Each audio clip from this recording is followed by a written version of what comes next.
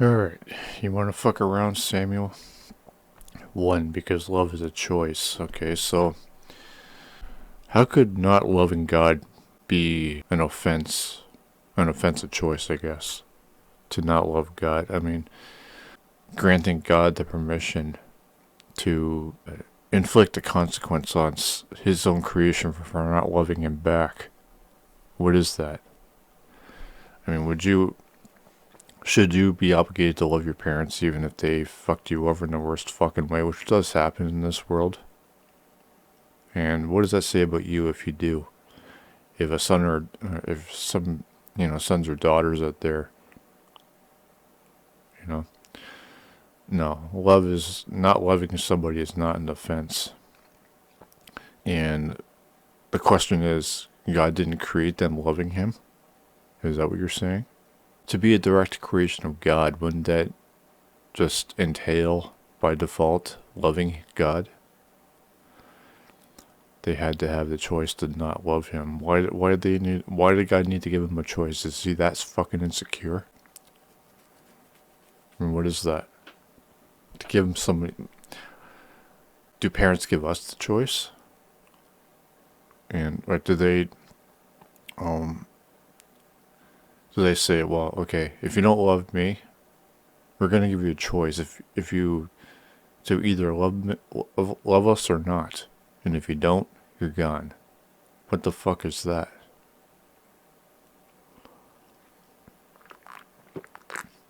And also, now obviously Adam and Eve were banished. Now, how does that call for mortality and everything that comes with that banishment? Being outside God's presence or away from him, away from his world. What is that? How is that love from God? They were tempted by the devil. Okay, how does the devil exist in God's holy land, the Garden of Eden, in God's presence? How does that work? Yeah, God is supposed to be the antithesis to sin, right? The devil, evil, whatever. So how can a devil exist in the Garden of fucking Eden? Explain that.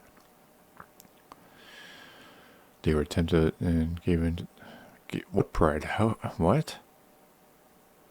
And how is pride bad? Pride what? How is giving into temptation a form of pride? What? Makes no sense. 2. I didn't say refusal is still a choice. I said the refusal to choose. That's what I said.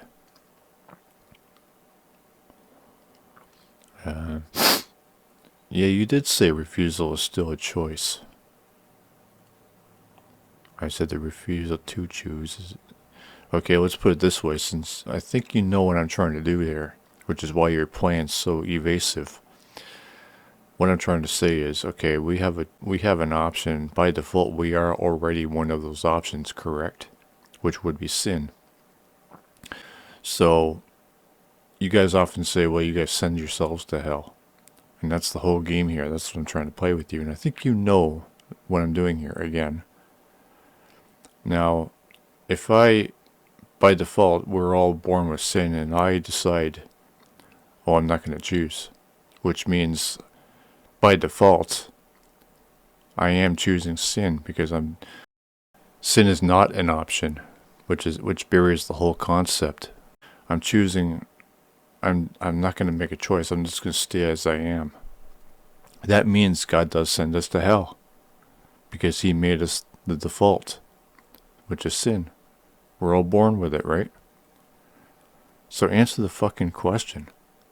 If I decide not, well, yeah. If I refuse to choose, or I guess you would be right, if I decide not to choose, that's the whole point. I'm not saying that you're trying to tap dance around this shit. If I'm trying to get at, I'm not saying that, well, I was initially saying that refusing is not choosing. But I guess I'm wrong on that one. But okay, fair enough. If I if I decide not to choose, and I'm already by that default, then I guess God does send me to hell because I'm not default. That's how God made me. Aside from that meaning, God does send us to hell. Why is God obsessed with this choice, and why do you agree with this stupid premise of God giving us a choice? What is that? Why do you want this choice, and why do you want everybody to make one? Why do you agree with this premise? 3. Being in God's presence doesn't make you immune for... Okay, so then what the fuck is heaven then? Well, God is nothing. You just said it yourself.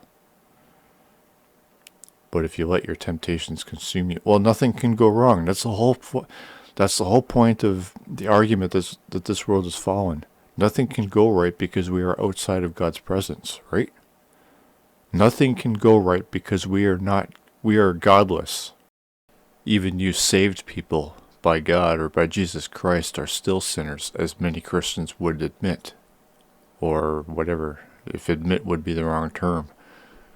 Well, they would argue with us that they're still sinners, which would also mean heaven is doomed to become fallen. We are fallen because of Adam and Eve. God forced them outside his presence. He didn't abandon them, he forced them away. So he caused the sin. It's all God's fault. Why? Because he's an insecure little fuckhead. That's why. He's a nutcase. 4. Because your choice of refusing to choose is a choice that already falls.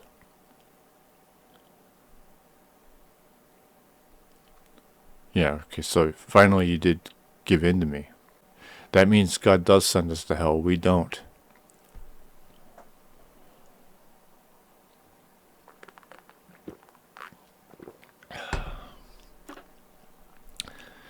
So, you're completely full of shit, Samuel.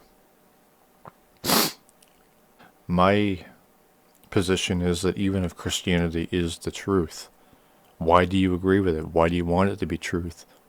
Why do you want it to be the truth? Why do you want to have a choice? Why do you agree that God gave us a choice? Why do you, it's so psychological. And you just keep fucking with me. So